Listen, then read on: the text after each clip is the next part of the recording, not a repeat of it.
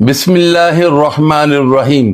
السلام علیکم ورحمۃ اللہ وبرکاتہ۔ بچے اللہ کی طرف سے ایک امانت ہے اور ان کی تربیت والدین کی سب سے بڑی ذمہ داری ہے۔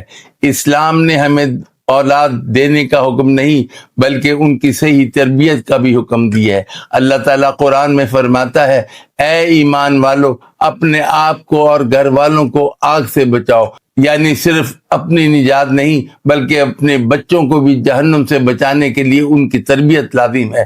نمبر 1، سب سے پہلے اپنا کردار بہتر بنائیں۔ یاد رکھیں، بچے وہ نہیں بنتے جو آپ انہیں کہتے ہیں بلکہ وہ بنتے ہیں جو وہ آپ میں دیکھتے ہیں۔ نبی کریم صلی اللہ علیہ وسلم نے فرمایا، تم میں ہر شخص نگہباں ہے اور ہر ایک سے اس کی رعیت کے بارے میں پوچھا جائے گا۔ لہذا اگر آپ چاہتے ہیں کہ بچہ نمازی بنے، سچا بنے، باحیا بنے، تو سب سے پہلے آپ کو خود وہ بننا ہوگا۔ نمبر 2، بچوں کو نماز کا عادت ڈالیں۔ نبی کریم صلی اللہ علیہ وسلم نے فرمایا، اپنے بچوں کو 7 سال کی عمر میں نماز کا حکم دو، یعنی چھوٹی عمر سے ہی انہیں نماز سے جوڑنا ہے، محبت، نرمی اور مثال کے ساتھ۔ نمبر 3، بچوں کے دل میں اللہ اور رسول کی محبت بٹھانا ہے۔ ان سے صرف یہ نہ کہیں کہ اللہ ناراض ہو جائے گا، بلکہ انہیں بتائیں کہ اللہ تم سے محبت کرتا ہے، وہ تمہیں دیکھتا ہے، تمہارے لیے آسانی چاہتا ہے۔ نبی کریم صلی اللہ علیہ وسلم کی سیرت کے قصے سنائیں تاکہ ان کے دلوں میں ایمان، شرم و حیا اور محبت پیدا ہو۔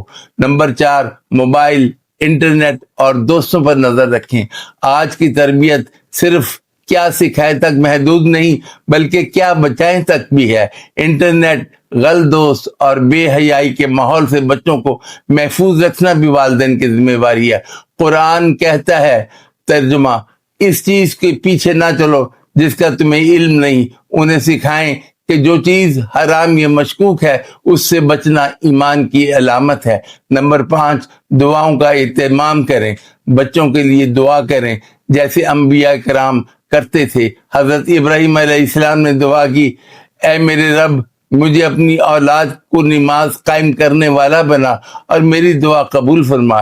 یاد رکھیں، نیک اولاد صرف کوشش سے نہیں، دعا سے بھی بنتی ہے۔ میرے بھائیوں اور بہنوں، اسلامی تربیت کا مقصد صرف اچھا انسان بنانا نہیں بلکہ اچھا مومن بنانا ہے جو دنیا میں عزت اور آخرت میں کامیابی پائے۔